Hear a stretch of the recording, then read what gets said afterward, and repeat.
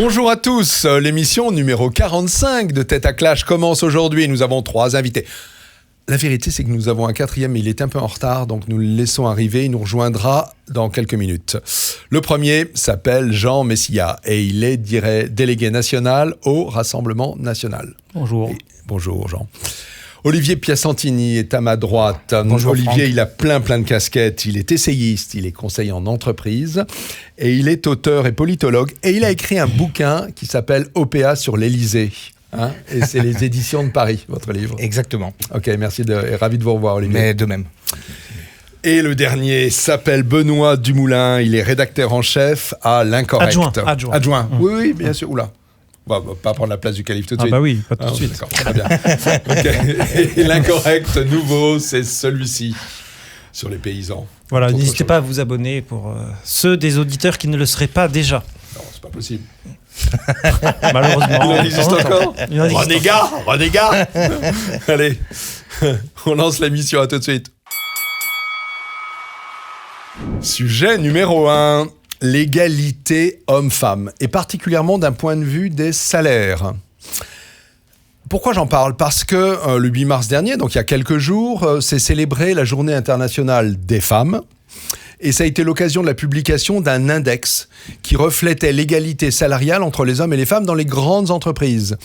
Et on s'est rendu compte que si les choses progressaient un petit peu, globalement, les femmes avaient des niveaux de salaire inférieurs à fonction égale de 25% avec les hommes. Eh bien moi, messieurs, et je déplore bien qu'il n'y ait pas une femme ici avec nous, mais messieurs, qu'est-ce que vous en pensez ? Finalement, vous trouvez ça normal ou vous vous contentez du fait que avec la progression actuelle, dans un siècle, l'égalité sera effective. Jean. Il lève le doigt, Jean. Pour pas prendre la parole. Vas-y, c'est fini, c'est on va plus te laisser ça. débuter. Alors moi, je parle en tant qu'économiste. Oui. Je pense qu'une entreprise, elle salarie des gens pour contribuer à la production de l'entreprise. Je pense que s'il y a différenciation salariale entre un homme et une femme au niveau de l'entreprise, outre les raisons sociologiques que je ne maîtrise pas, mais en tout cas pour ce qui est des raisons économiques, c'est précisément parce que si on prend au cours d'une carrière la trajectoire d'un homme et la trajectoire d'une femme, je vais dire quelque chose de très politiquement incorrect, c'est qu'une femme, en tout cas pour l'instant, est le seul être humain à pouvoir avoir des enfants. Oui, c'est une des raisons avancées. Voilà, donc à partir de là, si vous voulez, il y a des congés maternité, il y a, après, quand elle a des enfants, il y a des absences, elle n'est pas aussi productive. Là, je parle d'un strict point de vue économique, ça ne veut pas dire que c'est ce que je pense globalement.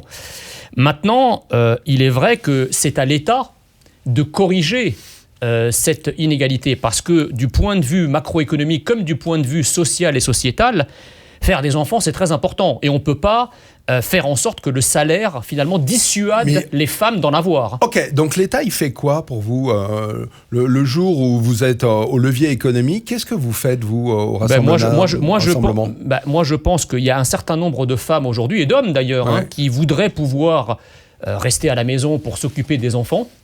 Mais qui ne le peuvent pas parce que, évidemment, quand vous avez un couple où les deux gagnent moins de 2 000 euros ou moins de 3 000 euros, c'est compliqué pour l'un des deux membres du couple de rester à la maison. Vous faites une enquête auprès des femmes qui ont des jeunes enfants. Oui, mais le sujet, c'est pas ça, genre. Le sujet, c'est pourquoi les femmes, on gagne moins 25%, et vous dites, oui, c'est parce que les femmes font des enfants et partent en congé maternité. Mais ça vous semble suffisant ? Ça vous semble justifier 25% de retard ? D'un point de vue de la productivité en entreprise, oui. Bien sûr, d'un strict point de vue économique, mais ça veut dire que c'est une défaillance du marché, pour parler comme un économiste, que l'État se doit de corriger en mettant la main à la poche et en permettant soit aux femmes, soit aux hommes qui souhaitent rester à la maison de pouvoir s'occuper de leurs enfants. D'accord. Mais d'un strict point de vue économique, de rationalité économique, ça n'est pas choquant. Ça veut dire que le marché, là, a une défaillance qu'il appartient à l'État de corriger. D'accord. Olivier Piacentini ? Mais je vais aller un peu contre ce que vient de dire mon ami Jean. Moi, je pense que le marché raisonne en fonction non seulement de la disponibilité, mais il y a la disponibilité des femmes qui n'est pas la même que celle des hommes, on le sait. Il y a cet a priori qui fait qu'on sait que justement les femmes s'occupant des enfants, du foyer, etc. Oui. Bon. 70% des tâches ménagères, c'est un chiffre qui est à peu près stable dans le temps, sont assumées par les femmes. Et ça, c'est la réalité du terrain. C'est une double journée, c'est la fameuse double journée. C'est la réalité réalité du terrain. Donc le marché s'y adapte tout à fait naturellement. Alors moi, j'ai pris la peine de regarder l'espèce de prospectus de directive que le ministère des droits de l'égalité homme-femme a pondu à cette Donc Marlène Schiappa, hein. Madame Schiappa, voilà, pour Ouais. ne pas la nommer, Okay. la célébrissime Madame Schiappa. Alors il y a tout un ensemble d'indicateurs à contrôler maintenant dans les entreprises. Par exemple, il faut que dans les 10 plus gros salaires, il y ait 4 femmes, il faut qu'il y ait tant de femmes à tel poste, il faut qu'il y ait tant de rémunération, alors, etc. Donc tout un ensemble de critères à contrôler. Mais alors, oui. moi, la question que je me pose, dans ce pays, est-ce que les entreprises sont faites pour travailler, créer des emplois et faire du profit, ou est-ce qu'elles sont faites pour assurer des normes sociales qui vont être définies par l'État? Parce que c'est quand même un peu l'impression que ça donne. Oui. Parce que les entreprises sont déjà assignées à s'occuper donc de l'égalité homme-femme. Elles sont Oui. assignées à s'occuper de l'insertion des handicapés, des gens de la diversité. diversité, etc., etc. Bon, moi, il me semble que, encore une fois, c'est un peu comme le fameux grand débat, on se trompe. La réalité, c'est que c'est pas le fond du problème, c'est pas l'égalité des salaires hommes-femmes. Le fond du problème, c'est que les salaires soient meilleurs. Et pour que les salaires soient Vous meilleurs, voulez dire globalement pour tous. bien sûr. Mais ce ne sera pas une manière de résoudre le gap oui. qui existe entre les hommes et les femmes. Écoutez, Si tout le monde gagne 1000, il restera toujours 25% de Exactement. différence. on parle de ce gap, à mon humble avis, parce que les salaires Oui. sont bas et qu'effectivement les femmes souffrent encore plus. Mais si vous aviez vraiment une élévation du niveau, à la fois de la croissance des salaires en général, on en parlerait beaucoup moins. Et pour ça, je pense qu'il faut laisser les entreprises travailler. Il faut arrêter de les assommer de charges, de directives, de normes, de règlements, ce qui était exactement. Ça, c'est le libéral qui parle en C'est vous, le Olivier. libéral qui parle en moi. Mais Oui. Olivier, Et l'homme de terrain, parce que je connais bien les entreprises quand Ok, même. mais aussi. ça veut dire que vous êtes contre finalement ce type d'index qui est une sorte de tableau de bord de la réalité de l'égalité ou de l'inégalité Mais salariale Franck, homme-femme. vous allez me parler de cet index-là. Oui. Bien sûr, on va dire, pourquoi pas. Mais C'est celui des c'est grandes boîtes, hein. Oui, C'est celui les des grandes seuls qui boîtes. sont ou vraiment équipés pour le faire. Oui, mais enfin, vous avez 10 index comme ça. Oui. Vous comprenez, il y a une superposition d'index, de normes, de règlements qui fait que, encore une fois, moi je pense que les entreprises, vous savez, les grandes entreprises dont vous parlez, elles sont là ici en France, elles sont confrontées à une concurrence internationale qui, à mon avis, s'en fiche pas mal de l'égalité homme-femme et de ces questions-là. Bah, c'est pas- Et alors, ça leur donne... Alors, bon, Je finalement, vais juste- finalement entre Allez-y. Jean et Olivier, on a Jean qui dit il faudrait plus d'État et on a Olivier qui dit il faudrait que l'État s'occupe de ses affaires Et laisse les s'occupe bien. entreprises Et s'occupe bien de Déjà, ses faire bien leur boulot. faudrait peut-être pas se tromper de débat. On parle de l'égalité homme-femme comme d'un totem vers lequel on doit vraiment plus se rapprocher, comme si c'est ça que souhaitaient vraiment les femmes. Les femmes, avant tout, souhaitent avoir le choix de concilier la vie professionnelle et la vie au foyer. Et donc, c'est pas du tout l'égalité homme-femme, parce qu'on sait très bien que la disponibilité d'une femme au cours de sa carrière, ça a été rappelé, n'est pas la même que celle d'un homme. Mais ce qui est fondamental, c'est de permettre le libre choix. Ça veut dire le travail à temps partiel. Or, beaucoup de boîtes ne le permettent pas. Et c'est beaucoup plus important que l'égalité salariale. Et deuxièmement, puisqu'on parlait de qu'est-ce que doit faire l'État, le salaire maternel. C'est-à-dire que oui, il y a 25% alors là, je suis en moins. d'accord. Mais alors, justement, ces 25%, c'est C'est pas ce que je voulais dire. l'entreprise. Oui. J'imagine que c'est ce que vous vouliez dire. C'est pas l'entreprise qui doit les compenser, puisque l'entreprise rémunère des gens pour C'est ça. leur disponibilité sur un poste. L'entreprise n'est pas chargée elle-même de faire de la politique familiale. En revanche, le salaire maternel, qui correspond à toute l'implication de la femme par la maternité et par l'éducation, c'est évident. C'est ce que n'aiment pas les féministes, parce qu'elles refusent la nature, qu'elles refusent le fait qu'un homme, jusqu'à présent, vient au monde par le ventre d'une femme. Troisièmement, j'ajoute que sur toutes ces questions-là, on va au-devant de problèmes monstrueux, parce que la parité homme-femme, mais comme on est en plus dans l'effacement des genres, demain, on nous dira, ben non, il faut la parité des trans et des lesbiens, et comme on multiplie le nombre de genres, on dira, et qu'on remet en cause l'opposition homme-femme, on dira, ben non, il faut tant d'hommes, tant de femmes, tant de trans, tant de bi, et on peut aller à l'infini. Oui, Et puis pourquoi alors pas de quota ethnique En l'espèce, il ne s'agit pas d'avoir des quotas de femmes par rapport aux hommes, même si un certain nombre de partis politiques et les règles et les lois ont obligé les partis politiques, par Aux exemple, élections. à avoir des listes paritaires. Ce qui est complètement, ce qui est monstrueux. Tous les partis politiques, vous allez me dire ce que vous en pensez vous, mais tous les partis politiques savent très bien aujourd'hui, ils ont du mal à trouver des femmes. On il y en a heureusement qu'on arrive à positionner, mais finalement c'est une discrimination pour les hommes, parce que souvent on va voir une femme, on lui demande de faire la potiche, en lui disant mais on attend que tu démissionnes pour que celui qui passe après soit bien positionné, et c'est même pas respectueux pour les femmes. En plus ça met derrière leur élection une sorte d'illégitimité. Toi tu as été élu à cause de la parité. C'est exactement la même chose pour la discrimination positive. Exactement. Oui, je vais prendre la place d'une femme, là, je vais faire sortir la femme qui est en moi pour vous dire à quel point je suis outré par ce que vous dites. Autrement dit, vous êtes en train de me dire, messieurs, que vous trouvez que c'est bien et qu'on change rien et qu'il est normal que les femmes soient mal payées, cela dit, plus dans le temps partiel, ce qui les amène vers la pauvreté et les assigne à des tâches qui sont uniquement des tâches ménagères. Dans le temps partiel, malheureusement, l'entreprise ne le permet souvent pas. Si je puis me permettre de rebondir sur ce que vous venez de dire, si vous regardez la carrière d'une femme qui a décidé effectivement de se consacrer exclusivement à sa carrière, c'est-à-dire de ne pas avoir d'enfants, de ne pas s'en occuper, etc. Elle aura exactement le même salaire qu'un homme. C'est-à-dire que là, en fait, la réflexion sur la différence salariale, c'est une réflexion de moyenne macroéconomique qui tient absolument pas compte des cas spécifiques. Ce serait intéressant. C'est pour ça qu'elle est biaisée. Est-ce qu'une femme alors je sais pas, elle a par ailleurs une famille, etc. Mais il y a quand même des femmes qui arrivent à avoir le même salaire que les hommes, très souvent parce qu'elles ont exactement la même implication, la même présence. Alors on peut le regretter. Elles sacrifient peut-être aussi un petit peu leur vie familiale si elles en ont une, voire si elles décident de ne pas en avoir du tout. Et à ce moment-là, effectivement, je crois que l'État doit jouer son rôle d'incitateur parce que la démographie d'un pays, c'est son avenir et que ça fait partie à la fois de la politique nataliste et de la politique familiale dont il serait temps que la France se dote. Mais est-ce qu'on n'est pas dans un système où finalement le patriarcat est triomphant ? Je vous dis ça de mémoire, mais il me semble qu'il y a eu une femme qui a été présidente d'un groupe du CAC 40, c'était Anne Lauvergeon. Et je n'ai pas le sentiment qu'il y a une autre femme qui l'ait remplacée. Autrement dit, dans les plus grandes entreprises françaises, les 40 plus grandes, il n'y a pas de femme qui les dirige. Est-ce que ça vous semble normal ? La présidente du FMI, c'est une femme. Déjà, c'est pas coté. Et puis, c'est quand même important.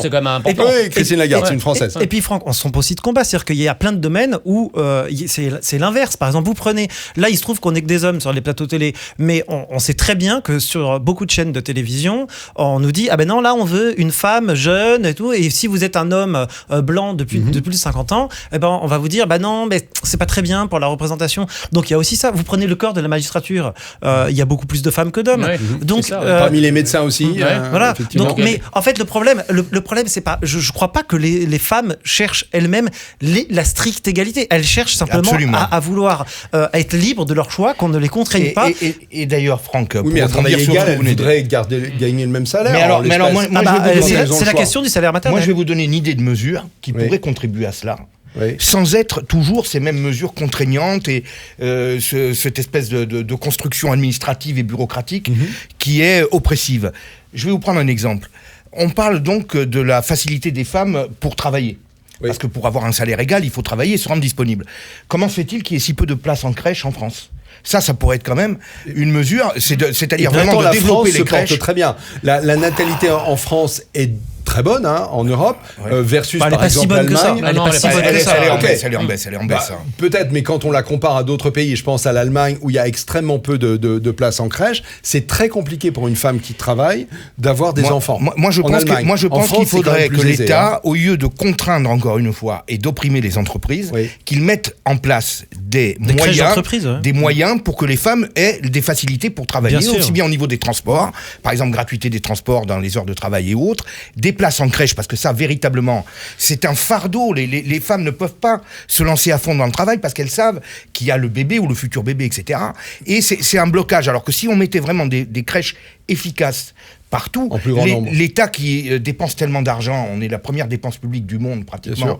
Bon, cet État qui veut tout régenter n'est pas capable de mettre en place des moyens efficaces et concrets pour justement permettre aux femmes de travailler. Et là, vous verriez que à terme, au bout de 5-10 ans, vous auriez ou le travail à domicile, par exemple, pour les femmes. Ça pour le télétravail, ça pour le coup, ça se développe un peu, mais pas assez. Et quand c'est possible, effectivement, le télétravail, au moins 1 ou 2 jours par semaine, ça permet à des femmes de concilier tout. Et ça, vraiment, ça ferait progresser. Les crèches, vous avez tout à fait raison. Ce qu'il faut aussi, c'est développer les crèches d'entreprise. Parce que comme ça, l'enfant... Ça commence. Ça commence, mais ça serait un combat beaucoup moins idéologique et beaucoup plus concret. J'ai quand même un sentiment, c'est que en France, quand il y a un problème, il y a soit une loi, soit un impôt. Voilà, c'est ça. En l'espèce, on vient d'avoir les deux ici autour de cette table.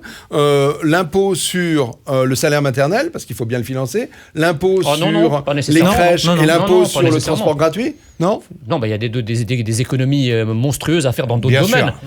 Au lieu d'accueillir des centaines de milliers d'étrangers tous les ans, on ferait mieux de consacrer cet argent à une politique familiale et nataliste volontariste. Donc ce serait à budget égal. À budget égal. Et j'ajoute, sur un autre concept, moi ce qui m'étonne, si vous voulez, c'est l'indignation sélective.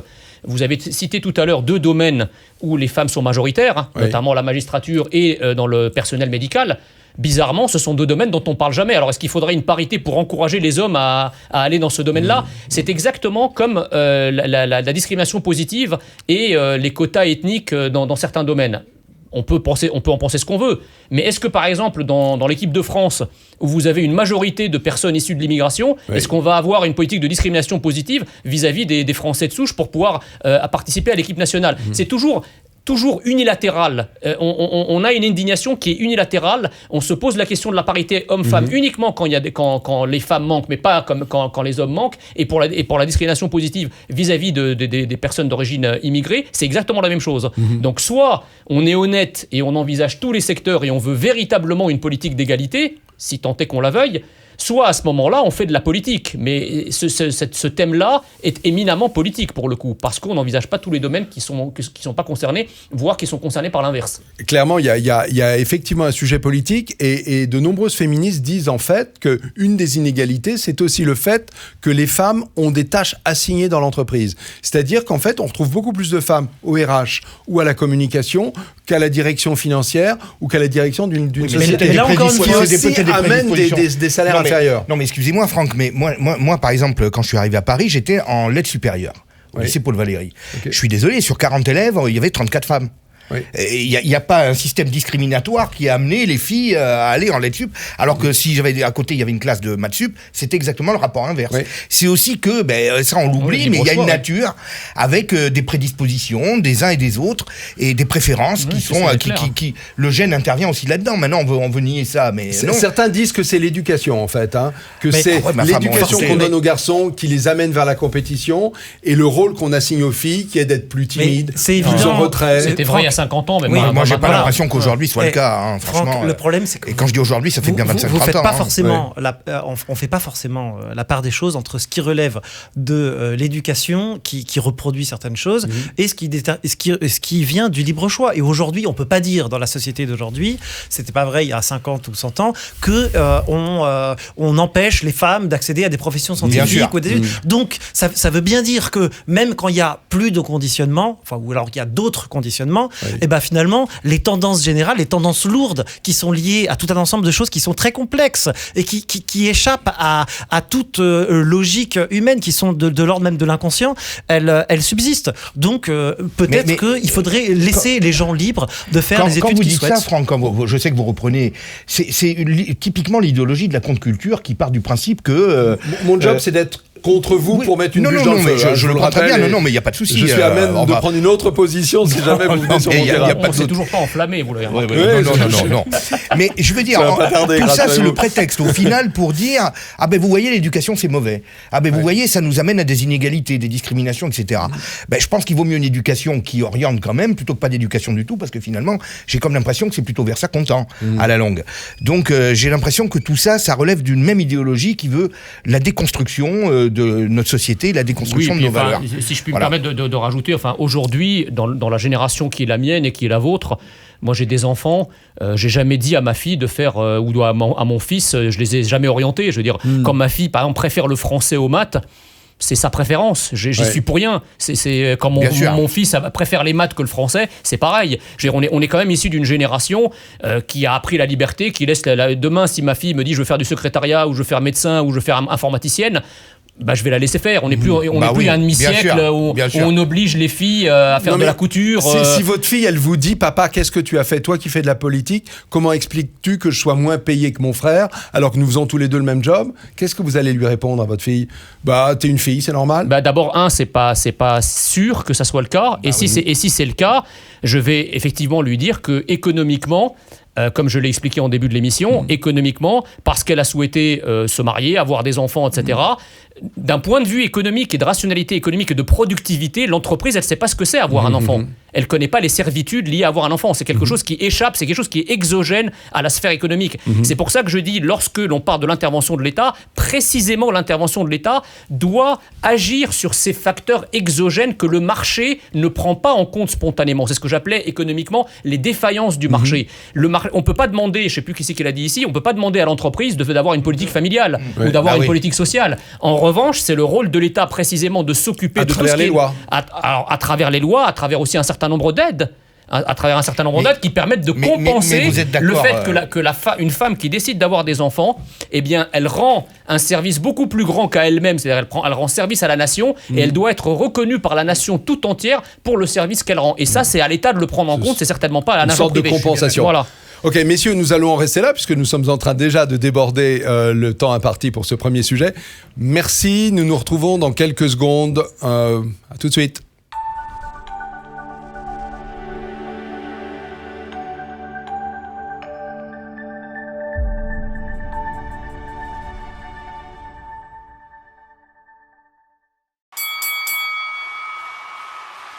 Bonjour. Entre-temps, le quatrième est arrivé. Je le présente, Laurent Arthur Duplessis. C'est la troisième ou la quatrième fois qu'il vient? Oui, avec grand plaisir et désolé pour mon retard. Merci à vous d'être là, malgré les aléas de la vie. Laurent Arthur Duplessis est journaliste et essayiste, et son savoir, qui est en grande partie tourné vers l'international, va nous être bien utile pour le sujet suivant. Ce sujet suivant, c'est le printemps algérien qui fleurit avec quelques années de retard. Qu'en pensez-vous? Alors je le resitue très vite, début de manifestation pour l'annonce par le président Bouteflika, président fantôme, d'un 5e mandat pour les élections présidentielles à venir, et puis tout récemment l'annonce que finalement il n'y aura pas de 5e mandat, mais que le 4e mandat est prolongé jusqu'à on ne sait quand. Donc voilà, c'est ça la situation en Algérie, avec des manifestations qui occupent toutes les grandes villes et des manifestations qui sont pour l'instant pacifistes. Alors, cette situation, pour vous, elle est amenée à évoluer. Est-ce que la France doit prendre parti? C'est tous les sujets que j'aimerais aborder avec vous. Je vais vous donner la parole, Laurent Arthur Duplessis. Oui, contrairement à l'optimisme ambiant qui explose sur les médias de masse, je ne pense pas du tout que ce processus soit très encourageant. Le régime, d'abord, se barricade derrière un subterfuge consistant à prolonger le mandat de Bouteflika et de manière et à prévoir, mais sans précision de date, une assemblée générale constituante et des élections une élection présidentielle. Moyennant quoi, tout ça peut s'étirer dans le temps et peut pourrir. D'autre part, je constate que cette immense jeunesse algérienne avide d'emploi et de croissance économique, eh bien, elle est en quelque sorte contracyclique, si je puis dire, parce que l'économie mondiale entre en ralentissement, voire en récession, que ce soit la Chine, que ce soit l'Allemagne, pour parler de ces deux locomotives du commerce international, et l'Algérie, qui déjà subit le contre-coup de la diminution des prix des hydrocarbures, qui sont l'essentiel de sa richesse, et cette Algérie va aller de plus en plus mal sur le plan économique. Et les réformes que réclame cette jeunesse et qui sont tout à fait légitimes, mais il fallait les faire depuis 62. Il fallait les faire quand les prix des hydrocarbures montaient. Dans les années 70 et 80. Et oui, et qu'il y avait une manne à redistribuer, mais qu'elle aille ailleurs que dans les comptes en banque à Zurich ou aux îles Caïmans. Il fallait que cette manne aille dans l'investissement dans l'économie réelle, dans la création d'entreprises, et il fallait également adapter les mœurs et le droit à la création d'entreprises en évitant aux jeunes créateurs d'entreprises la nécessité de mettre un homme du régime dans leur conseil d'administration, de payer des surtaxations ou des pots de vin aux dirigeants locaux et nationaux, ce qui était de nature à interdire ou à entraver la création d'entreprises. Et voilà maintenant une jeunesse extrêmement nombreuse qui voudrait tout ça, mais hélas, le contexte économique mondial s'assombrit, donc ça aura de graves conséquences sur la suite en Algérie. Et je crains qu'à terme, ce soit les islamistes qui soient gagnants. Ouais. Ils se tapissent, on ne les a pas vus, ils sont embusqués, mais ils sont bien plus nombreux que ce qu'on dit. Et ils sont très fins stratèges et ils attendent leur heure. Sachant que ce que l'on sait, c'est que c'est un pays très jeune, puisque plus de 50% de la population a moins de 27 ans. Oui. Donc c'est un pays très riche aussi, puisqu'il a de nombreuses ressources. Et ce que demande la jeunesse, en fait, c'est que ces ressources, plutôt que d'aller à Zurich, soient investies dans le pays. Oui. Et oui. Hein? Alors, si je puis me permettre de rajouter, je partage entièrement votre analyse. J'ai juste deux compléments. Sur quel point ? L'analyse qui a été faite là, sur les problèmes économiques et politiques algériens, qui était extrêmement complète, extrêmement pertinente. C'est vrai que le danger islamiste est en fait un danger implicite pour l'instant. Et on se souvient de la situation de l'Égypte en 2011, où là encore, au tout début des manifestations, il n'y avait pas d'islamistes. C'était effectivement uniquement la jeunesse qui manifestait dans les rues du Caire. Et les islamistes n'ont appelé à descendre dans les rues qu'à partir du moment où il était acquis que Moubarak avait été lâché et que le système craquait en quelque sorte. Donc là, pour l'instant, les islamistes, c'est un peu la même chose. Ils sont au second rideau parce qu'ils se disent l'armée est toujours là. Le système est en train de manigancer, de changer, je dirais, de visage, mais pas de fond. Le jour où il sentira que le système est aux abois, ces islamistes appelleront à descendre dans la rue, massifieront les manifestations, feront basculer le pouvoir et le prendront. Ça, c'est la première chose. La deuxième chose, c'est sur les aspects strictement économiques.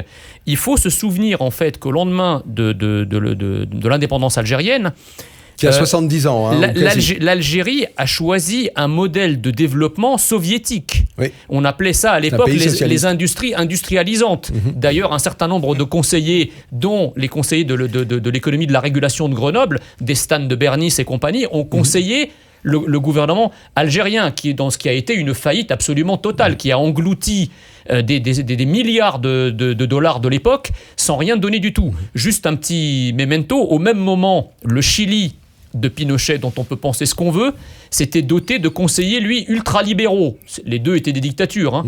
Quand vous regardez les performances du Chili aujourd'hui et les performances de l'Algérie aujourd'hui, alors que le Chili n'est pas autant doté d'une matière première comme l'Algérie, c'est aussi des erreurs de stratégie. Et pour finir, là encore je partage le point de vue, c'est que en fait, la révolution, enfin ce qui se passe en Algérie aujourd'hui, ça n'est qu'une demande de redistribution des richesses. Il y a une génération, la jeune génération, qui est totalement lésée, qui n'a pas de relais au sein du pouvoir lui permettant de profiter des richesses du pays, qui est accaparée par une espèce de mafia militaro-affairiste, qui refuse de distribuer la manne, qui refuse, parce qu'il y aura de quoi, par exemple, alimenter des banques, faire ne serait-ce que des micro-projets pour fidéliser les Algériens chez eux. Or, aujourd'hui, un jeune Algérien de 25 ans, il est condamné soit à la misère, soit à l'émigration.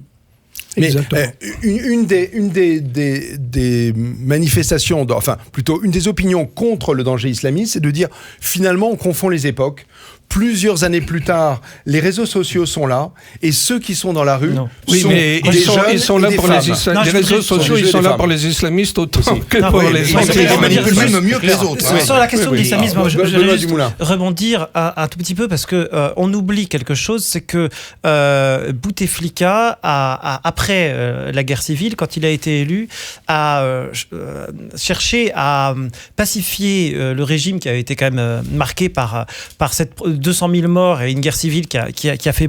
Ça, c'est les années 90. Qui a saigné beaucoup le pays. Et comment il l'a fait ? Il a passé un pacte avec les islamistes en disant d'accord, vous n'aurez pas le pouvoir politique parce que c'est nous qui l'avons, mais on vous donne la mainmise sur la société. Et donc, vous avez un islamisme qui se tapit dans les profondeurs, à l'égyptienne, exactement, dans les profondeurs de la société. Et ça risque un jour de nous péter à la gueule. Et c'est pour ça que quand j'entends Macron qui se réjouit de ce processus démocratique, faut être quand même très très prudent parce que on sait pas, ils sont tapis en embuscade et on sait pas ce que ça peut donner. Et aujourd'hui, ils ont la stratégie des frères musulmans, c'est-à-dire implication dans les œuvres sociales, dans les profondeurs de la société civile, et pour demain, le jour où ça sera trop tard, sortir du bois. Où ils remplacent l'État d'ailleurs. Exactement. Mais est-ce que vous venez de parler de l'opinion de Macron, mais est-ce que finalement le silence de la France est pas extrêmement choquant? Parce que à part Macron qui se réjouit, mais de manière très modérée, est-ce que finalement le silence de la France, c'est-à-dire l'ancien occupant, enfin je ne sais pas bien comment le dire, mais enfin dans tous les cas le pays qui est colonisateur, est-ce que c'est pas extrêmement surprenant? Je préfère que c'est pas une peur. Je préfère que la France reste silencieuse plutôt qu'elle bombarde comme à Tripoli, où l'intervention de Sarkozy musclée en Tripoli a donné ce qu'on a vu, ou comme ont fait les Américains en Irak dans les années 90 et 2000. Je préfère le silence, tout de même. Parce que moi, ça évite de dire des bêtises. Oui, c'est ça. La France est à sa place en étant aussi silencieuse. Moi, je pense que dans la situation depuis plusieurs années, il vaut mieux que la France n'intervienne pas, parce que de toute façon, quoi qu'il arrive, ça va retomber sur la tête de la France. On va dire, vous voyez, si ça va mal, c'est encore de votre faute, etc. Parce qu'il y a quand même cette tendance toujours à trouver un bouc émissaire, et la France, c'est le bouc émissaire idéal. Moi, je voudrais rebondir sur ce qu'a dit Benoît. C'est la vérité. On a eu déjà l'exemple des printemps arabes, où tout le monde s'était extasié, ça y est, le printemps démocratique, la démocratie, qui va arriver dans le monde. Sauf à peu près en Tunisie. Alors, il n'y a qu'en Tunisie. Il faut bien le qui vient d'être tenu s'applique à la Tunisie tout aussi bien que tous les autres pays du Maghreb. Il n'y a aucun pays arabe démocratique. Il n'y en a pas, à part un peu la Tunisie, effectivement, c'est une expérience extrêmement fragile. Alors comment est-ce qu'on peut être sûr que l'agitation qui vient d'avoir lieu va déboucher sur de la démocratie? Je crois qu'encore une fois, les Occidentaux... D'autant qu'il n'y a pas de leader de l'opposition. C'est l'ethnocentrisme des Occidentaux qui croient toujours que tout ce qui va se passer dans le monde va arriver au même stade que nous. Pas du tout. Et l'argument... Et on a déjà été piégé il y a quelques années par les mêmes réactions. Et je crois que là, il faut vraiment qu'on soit extrêmement vigilant, parce que l'Algérie est un pays explosif. Et l'argument asséné, mais partout, dans tous les médias de masse, selon lequel, comme l'Algérie a connu les années noires des années 90, avec 200 à 300 000 morts de terrorisme islamiste, l'Algérie est vaccinée. Mais cette notion de vaccin n'a pas cours en politique. La plupart des jeunes qui sont nés là n'ont pas connu les années noires des années 90. Et d'autre part, certes, ils en ont entendu parler par leurs parents, mais quand on n'a pas vécu les choses soi-même, c'est pas du tout pareil que quand on en entend parler. Et puis, quand ces jeunes s'appuieront de plus en plus sur les murs, comme on dit, c'est-à-dire qu'ils n'auront pas de boulot, ils vivront chez papa-maman, ils pourront pas fonder une famille parce qu'ils n'auront pas pour ça l'argent nécessaire. À un moment donné, ces jeunes-là, ils vont être enragés. C'est ça. Et à ce moment-là, et je ne parle même pas de la crise financière mondiale qui se pointe à l'horizon, et même Christine Lagarde a compris ça maintenant. C'est vous dire que le danger est de plus en plus pressant d'une crise financière mondiale. Alors imaginez ce que sera l'emploi en Algérie dans un tel contexte. Eh bien à ce moment-là, devant le désespoir et la rage des jeunes, n'importe quel prédicateur un peu fou sera entendu, parce que de toute façon, dans ces périodes, eh bien les délires s'installent. Mais ça veut dire que finalement, il vaudrait mieux que Bouteflika soit remplacé par un général qui sont déjà dans la coulisse du pouvoir, qui prendrait le pouvoir comme en Algérie, comme en Égypte. C'est ce qui va se passer. Qui tiendrait le statu quo. C'est ce qui va se passer. Je pense sincèrement que tu parlais d'ethnocentrisme il y a un instant, je suis parfaitement d'accord avec ce terme. D'ailleurs, la notion même de démocratie et de droit de l'homme et du citoyen telle que nous la connaissons, elle n'a été provoquée de manière endogène, c'est-à-dire par l'évolution des sociétés elles-mêmes, que dans des sociétés à tradition judéo-chrétienne. Oui, exactement. C'est-à-dire qu'en réalité, la notion de démocratie et de droit de l'homme et du citoyen n'est pas advenue dans d'autres types de civilisations. Et même dans des civilisations... Le Japon étant quand même un bon contre-exemple. Oui, il a fallu 2 bombes mondiales pour le convertir. Excusez du peu. Et puis on va en trouver toujours quelques exemples. La Turquie, c'est pareil. La Turquie a essayé à un moment... Alors le paradoxe de la Turquie, c'est qu'en fait, ils ont imposé le modèle occidental par la dictature. Et on voit bien que chasser le naturel, c'est tendanciellement en train de revenir vers ce que... Et même la Chine montre bien que le développement économique fulgurant se fait sans processus démocratique. Et l'Inde, on dit que c'est la plus grande démocratie du monde, mais l'Inde s'est inspirée d'un modèle britannique, et il se trouve qu'effectivement la civilisation indienne n'est pas rétive, en tout cas elle est compatible avec cette démocratie-là. Donc si vous voulez, le monde arabe n'accouchera pas par lui-même d'une démocratie, et tout ce qu'on a réussi à démontrer ces 20 dernières années, c'est que lorsqu'on impose de manière exogène la démocratie à ces pays, mais ça ne prend pas, et ça donne même des scénarios encore plus terribles que si on avait laissé les sociétés évoluer par elles-mêmes. Je suis désolé, mais moi je préfère un Bachar el-Assad en Syrie, même un Saddam Hussein de son époque, plutôt que les islamistes sanguinaires que nous avons aujourd'hui au pouvoir. Sauf que c'est inaudible par la jeunesse algérienne Pour l'instant. qui aspire à de la liberté, qui voit les médias sociaux, vous en êtes sûr, les Franck médias voient Alors, le reste du vous- monde. vous en voient la êtes sûr, richesse, vraiment, la Franck, liberté. pardon, Vous en êtes sûr, Franck? Moi, je vais vous dire quelque chose. Non, je j'en suis pas je sûr, connais je- beaucoup d'Algériens avec Voici. qui je travaille dans le cadre de mon cabinet, des jeunes Ouais. Algériens, etc. Pendant les périodes où il y a eu cette prospérité totalement artificielle, qui n'était liée qu'au cours du pétrole extrêmement élevé. Prospérité très relative en Algérie. Très hein. relative, mais les cours du pétrole étaient 3 fois plus élevés. En fait, Ouais. c'est la seule ressource de l'Algérie. Et qu'a fait le gouvernement? Il a simplement distribué riche des par ailleurs prébendes, de culture des prêts éventuelle. pour acheter sa maison Ouais. ou aider des familles. Ouais. En fait, il achetait la paix sociale. Ouais. Mais il n'y a eu aucun effet d'entraînement sur l'économie, d'essayer d'investir dans de nouvelles filières. Et au fond, moi, j'écoutais parler les gens. Il n'y avait pas cette demande de la part de la population. La population était contente d'être plus ou moins entretenue de cette manière-là. Et là, maintenant, on a une population algérienne qui a l'habitude de se tourner vers l'État pour tout, qui n'est pas formée non plus à se lancer, comme l'a dit Laurent tout à l'heure, dans l'économie entrepreneuriale, parce que l'État ne veut pas, et l'a dissuadé de ça. Et en réalité, la situation, à mon avis, risque d'être explosive, sauf à ce qu'il y ait le même système qui se maintienne, malheureusement. Si je vais regarder de façon égoïste les intérêts des pays occidentaux et de la France, La meilleure je preuve- vois pas d'autres Notre solutions. intérêt, c'est le statu quo à chaque fois. La meilleure preuve de ce que tu racontes, c'est exactement l'Égypte, où au départ Exactement. également la jeunesse était très éprise Oui, de liberté, bien sûr. etc. On avait eu ce jeune de Google là qui était venu haranguer les foules en disant l'Égypte rentre dans l'ère Voilà, de 2.0, voilà. etc. En réalité, quand vous interrogez aujourd'hui la jeunesse égyptienne, elle est majoritairement derrière Al-Sisi, parce qu'ils ont bien compris que le premier des droits, c'est le droit à la sécurité. Voilà. Est-ce que le parallèle est, Laurent Arthur Duplessis, est-ce que le parallèle entre l'Égypte et l'Algérie est valable? Oui, Il me oui. semblait que le niveau d'éducation, Oui. par exemple, en Algérie, était bien plus élevé qu'en Égypte. Oui, mais le Alphabétisation. parallèle est tout à fait valable. Je pense que l'Égypte est un très très bon exemple. Il faut noter d'ailleurs que le niveau d'éducation en Égypte est pas si bas que ça. Uh-huh. Le régime autoritaire qui avait précédé le printemps, le régime Moubarak, etc., avait fait beaucoup d'efforts de modernisation. Tout à fait. Et en même temps, ce régime avait fait la même chose sur les derniers temps que ce qu'a fait Bouteflika, c'est-à-dire laisser les islamistes commencer à entrer dans le système éducatif, le système universitaire, c'est-à-dire toutes les usines à symboles du pays, de manière à leur faire plaisir et en quelque sorte à calmer le chien méchant. C'est exactement ce que fait Bouteflika depuis la concorde signée avec les islamistes au terme des années noires. Eh bien, les islamistes ont incrusté une bonne partie de l'appareil d'État, des services de renseignement, et surtout, c'est l'arabisation et l'islamisation à outrance de l'éducation. Et il ne faut pas oublier aussi que les islamistes, et on l'a dit tout à l'heure, sont de grands caritatifs, dans le sens que dès qu'il y a une catastrophe naturelle, dès qu'il y a un drame, ils sont là avec les couvertures, les médicaments, alors que l'État est absent, l'État est évanescent. Ils prennent la place de l'État. Ils se sont structurés Financés pour par le être... Golfe, souvent. Mais c'est Oui. partout dans le monde. C'est-à-dire Et même quand financé. il y a eu les inondations au Pakistan il y a quelques années, Oui. c'était immédiatement les voitures du secours islamiste, etc., qui étaient là. Mais quel Et équivalent, islamique, pardon, oui. l'équivalent du Oui, exactement. Vous parlez du Croissant Rouge, Olivier. C'est ça, Vous parlez oui. du Croissant Rouge, Oui. qui est l'équivalent de la Croix-Rouge.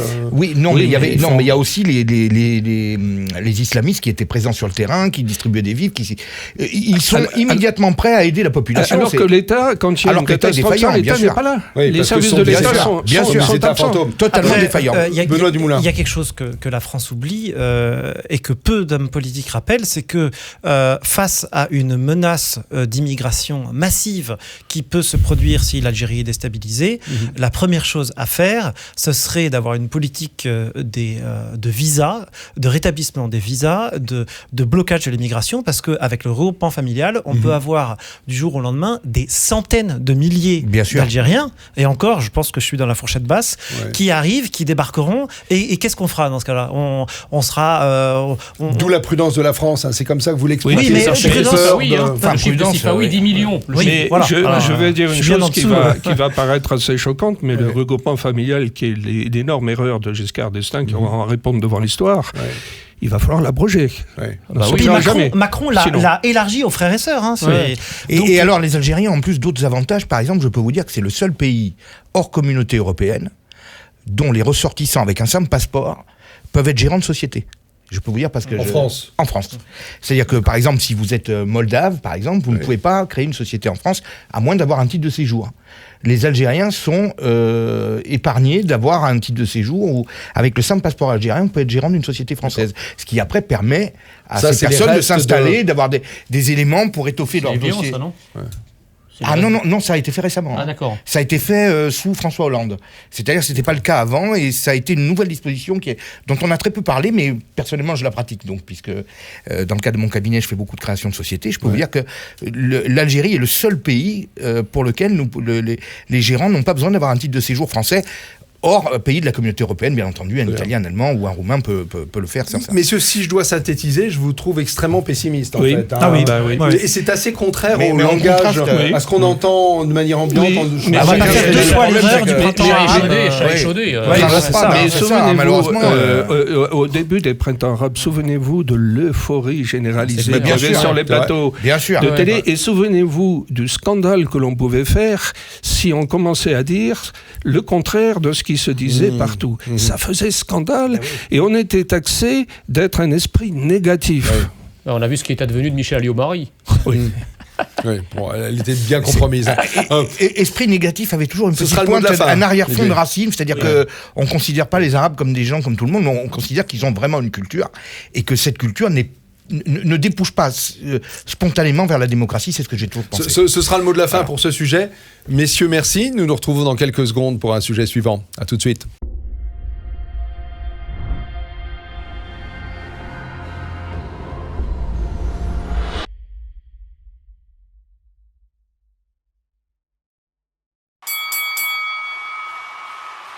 Rebonjour. Sujet suivant.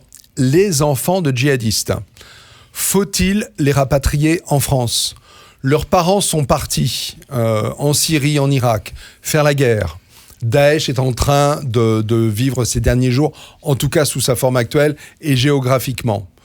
Et on se retrouve avec des parents qui vont être jugés sur place. Qu'est-ce qu'on doit faire de ces enfants ? Doivent-ils rester avec leurs parents ? C'est la position de certains. D'autres disent qu'il faut au contraire les rapatrier et les insérer dans le système français. Messieurs, qu'en pensez-vous ? Avez-vous une opinion sur ce sujet délicat ? Olivier Piacentini ? J'ai une opinion, oui. Le sujet est assez délicat parce qu'on parle d'enfants. Alors c'est toujours attendrissant, c'est toujours... On ne veut pas de mal aux enfants, quels qu'ils soient. Mais enfin, malheureusement, les enfants sont aussi les enfants de leurs parents. Ouais. Vous voyez ce que je veux vous dire ? Et là, à travers ce thème-là, il y a quand même une question qu'on se pose. Est-ce que les enfants sont avant tout les enfants de leurs parents ou est-ce que c'est les enfants de l'État et d'une certaine logique étatiste ? Moi, je pense véritablement que tant qu'il n'y a pas... Personnellement, je suis contre le retour des enfants de djihadistes en France. Parce que vous les présupposez dangereux du fait même de leur lignage ? Écoutez, ou il y a autre chose ? Non, c'est pas du fait de leur lignage. Mais enfin, ils ont vécu quand même toute leur enfance là-bas. Enfin, ça dépend quel âge ils ont. Hein. Oui, ça dépend de l'âge. Alors, s'ils ont moins de, voilà, faut faire du cas par cas. S'ils ont moins de 3 ans, bon. Mais vous avez des enfants qui ont été quand même éduqués au maniement des armes, avec quand même toute une idéologie derrière qui est mortifère, une idéologie anti-française, anti-occidentale, anti-chrétienne, anti tout ce que vous voulez. Et il est bien évident qu'à les rapatrier, on ne sait pas dans 10 ans qu'est-ce qu'ils vont devenir. Vous voyez, et qu'est-ce qu'un enfant finalement ? La question elle est là, voilà, exactement. Oui, c'est ça. Ça, il y a des lois précises qui encadrent ça et qui font que normalement, ces enfants devraient être insérés à travers des familles d'accueil, des foyers ou, dans la plupart des cas, chez leurs grands-parents. Mais à mon avis, c'est très dangereux de faire du systématique. Je pense que les enfants de moins de 3 ans qui regagnent la France et qui sont confiés à leurs grands-parents, par exemple, moi, ça ne me choque pas. En revanche, il y a effectivement des enfants, même très jeunes, qui ont parfois 5, 6, 7 ans, qui ont été formés au maniement de la Kalachnikov, qui ont personnellement tiré des balles dans la tête à des prisonniers, qui ont baigné, si vous voulez, dans une atmosphère de folie meurtrière, et qui sont totalement, comment dirais-je, détachés par rapport à ça. Ils ont été habitués de leur plus tendre enfance. Et donc, moi, je considère qu'il faut quand même appliquer un certain principe de précaution. Parce que autant le gouvernement vous dit qu'il faut carrément faire revenir les djihadistes eux-mêmes. Bon, ça, évidemment, on est catégoriquement contre. Maintenant, La s'agissant... tendance est plutôt de les faire exécuter. Oui, mais ou parce en que, tout cas les laisser croupir parce dans que les prisons. il y a eu un tapage en France bien sûr. et l'opinion est contre. est totalement contre. Et deux, parce que effectivement, un certain nombre de nos partenaires et pas des fanatiques, les pays scandinaves par exemple ou l'Angleterre ont non seulement On dit refusé non. leur retour, mais ils les ont déchus de leur nationalité. Donc la France se voyait mal être le seul pays à être le sanctuaire des djihadistes. Donc bon, ça c'est la première chose. La deuxième chose, s'agissant des enfants, encore une fois, là c'est vraiment une chirurgie au cas par cas, et à chaque fois qu'il y a un risque, à chaque fois qu'est détecté un historique pouvant, je dirais, prédisposer cet enfant à agir une fois sur le territoire national, eh bien il faut l'écarter. Il va falloir donc instruire le cas par cas, c'est-à-dire être au courant de l'histoire de l'enfant dans le pays où il se trouve. Oui, parce qu'il en va, encore une fois, de la sécurité nationale. On parle quand même potentiellement de plusieurs dizaines de morts d'un attentat, donc c'est pas rien. Laurent Arthaud Duplessis. Je partage tout à fait cette analyse. Alors, je dirais que pour prendre la chose à sa racine, on est dans un paradoxe tout à fait saisissant. Des élus, des hommes politiques comme Valls ou même Hollande avaient dit « nous sommes en guerre ». Mais nous avons le paradoxe suivant, c'est que nous ne sommes pas en guerre contre des États, même si l'État islamique a été un État à un moment donné, mais pas reconnu internationalement. Ouais. Nous sommes en guerre contre un terrorisme islamiste, et non pas contre le terrorisme, parce que souvent on entend « nous sommes en guerre contre le terrorisme ». C'est comme si on avait dit en 1939 « nous sommes en guerre contre le Blitzkrieg ». Nous ne sommes pas en guerre contre un moyen de faire la guerre, nous sommes en guerre contre des terroristes djihadistes. Mais nous ne tirons pas les conséquences juridiques. À savoir qu'il faudrait que les citoyens français qui se sont battus aux côtés des djihadistes soient ramenés en France, jugés en France, incarcérés à l'isolement à vie en France ou voire exécutés. Je vous rappelle quand même qu'en temps de guerre, on exécute les traîtres. Or, ce sont des traîtres. Bon. Et quant à leur famille, si les épouses ont été convaincues d'activisme djihadiste, elles doivent être passées en jugement, elles aussi, dans les mêmes conditions. Quant aux enfants, effectivement, les moins de 12 ans, il faudra à ce moment que l'État se charge lui-même très étroitement de leur éducation, de leur entretien. Les plus de 12 ans, il faudrait voir leur degré de dangerosité, comme ça a été dit, et éventuellement, eux aussi, les mettre en quarantaine pour les empêcher de nuire. Mais tout ça procède de la confusion qui fait qu'on dit qu'on est en guerre, mais on n'installe pas les dispositifs juridiques de l'état de guerre. Je rappelle quand même que en 14-18, la malheureuse Sarah Bernard avait été exécutée, la pauvre. C'était pas Sarah Bernard, c'était Isadora Duncan, non? Non, Isadora Duncan, elle est morte. Non, c'est pas Sarah Bernard, c'est l'espionne. L'espionne, pas Sarah Bernard. Mais enfin bon, elle a été exécutée. Alors il se trouve qu'elle n'avait pas fait grand-chose, la pauvre. Mais enfin, on exécutait pour ça, en 14-18. Je rappelle qu'à la Libération, il y a un certain nombre de gens qui ont été exécutés pour collaboration avec les Allemands, etc. Mais c'était des états de guerre interétatiques bien répertoriés. Là, on a avec le djihadisme une guerre qui monte, mais qui ne mobilise pas des structures d'État et le droit international public et les accords de Genève, et etc., etc. Eh bien, il faut innover. Est-ce qu'il y a un fondement juridique, pardon de vous avoir coupé, mais est-ce qu'il y a un fondement juridique pour déclarer une guerre à des structures évanescentes, pour l'instant, qui disparaissent, qui se recréent, dont on voilà. Il y a le crime d'intelligence. Oui, ça existe juridiquement. Oui, mais il y a le crime l'article d'intelligence 411 du Oui, mais l'ennemi n'est pas défini. L'ennemi n'est pas défini juridiquement. Mais il n'est pas défini parce qu'on ne le définit pas. Parce que c'est encore une fois une tendance à toujours à ne pas désigner un ennemi, à édulcorer, ne pas dire en fait qui c'est. C'est les islamistes. Et c'est pour ça qu'il y a un chaos sémantique. Quand on dit guerre contre le terrorisme, c'est aussi une manière d'édulcorer, comme vous l'avez dit tout à l'heure.